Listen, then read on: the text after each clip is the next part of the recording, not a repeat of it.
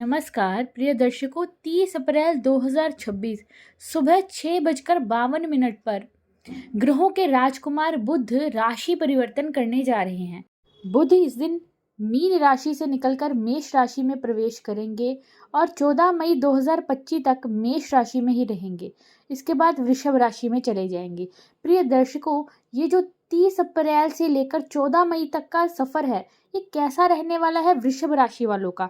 क्या कुछ आपको प्राप्त होने वाला है और क्या क्या सावधानी आपको इस गोचर काल के दौरान रखनी है, आज इस सब की चर्चा करेंगे। और साथ में ही जानेंगे उपाय जो आपने इस गोचर काल के दौरान करना है ताकि आपको इस गोचर काल के शुभ फल प्राप्त हो सके।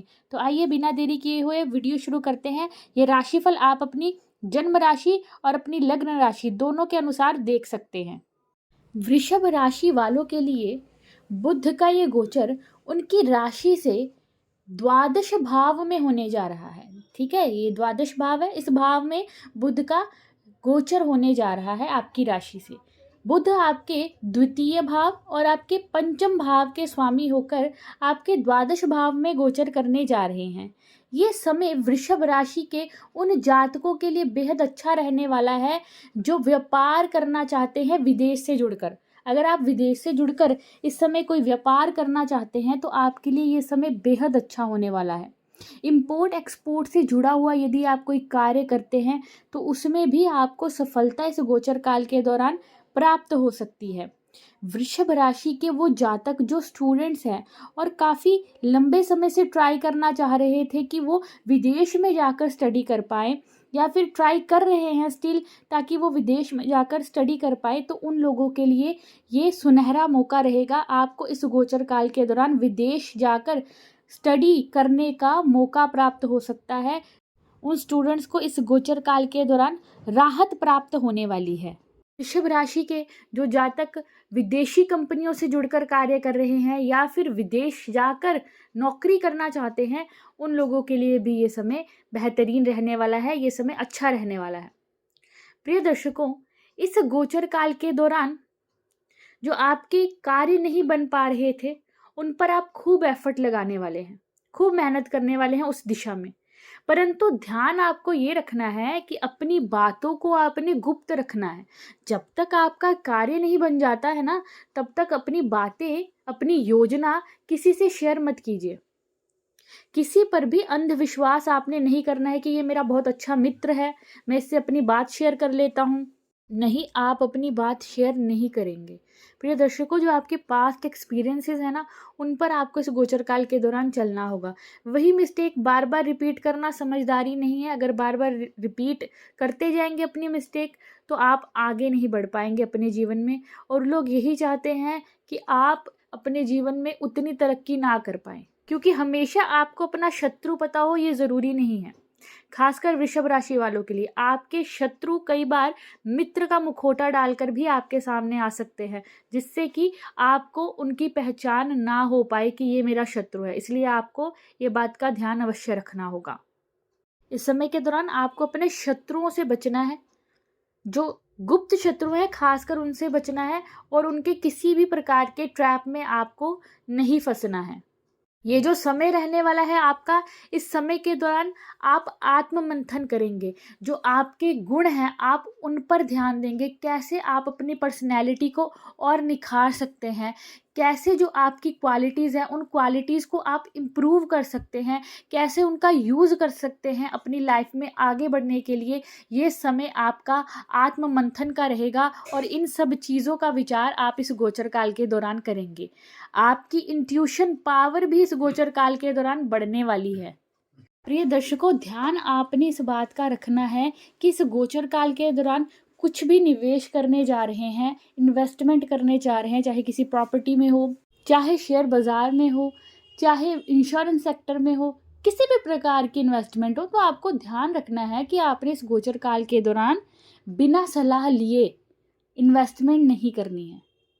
इन्वेस्टमेंट करते समय जल्दबाजी नहीं करनी है, किसी की बातों में नहीं आना है। आपने अवश्य सलाह लेकर, अपने किसी विश्वास पात्र से सलाह लेकर ही आपने इस गोचर काल के दौरान इन्वेस्टमेंट करनी है।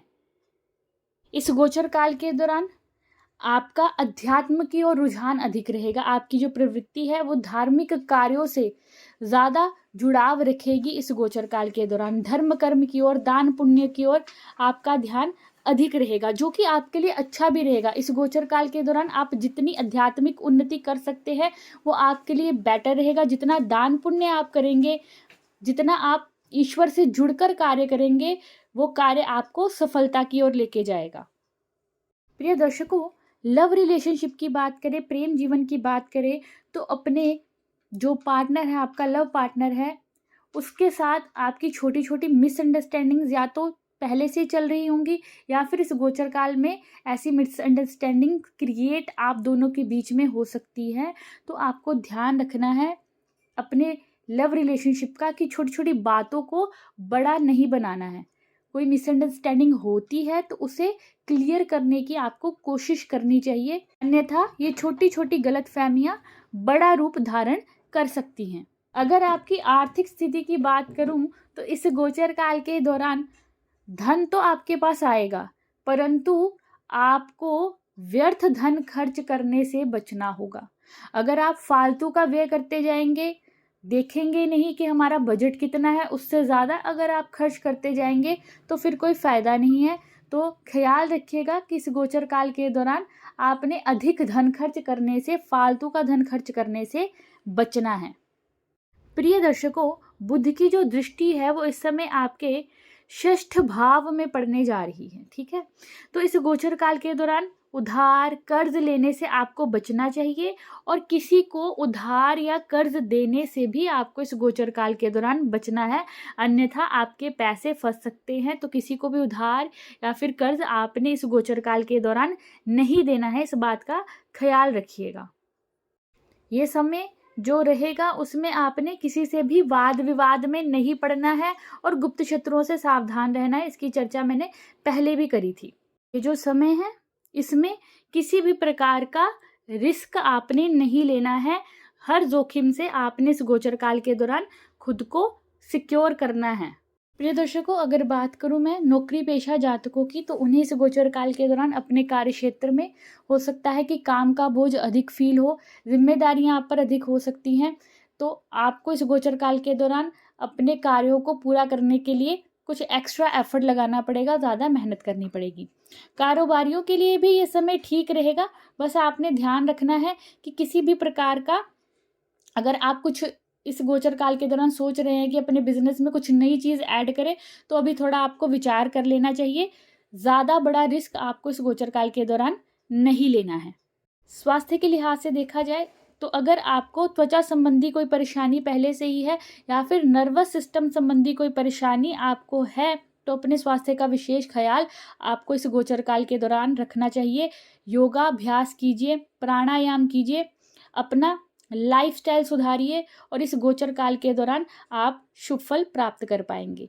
प्रिय दर्शकों, उपाय जो आपने इस गोचर काल के दौरान करना है ताकि ये गोचर काल आपको शुभ फल प्रदान करे, वो ये है कि आपने इस गोचर काल के दौरान हर बुधवार को गणेश जी के मंदिर में जाकर गणेश जी को दुर्वा अर्पित करनी है और गणेश जी के समक्ष घी का एक दीपक रोज प्रज्वलित करना है। धन्यवाद।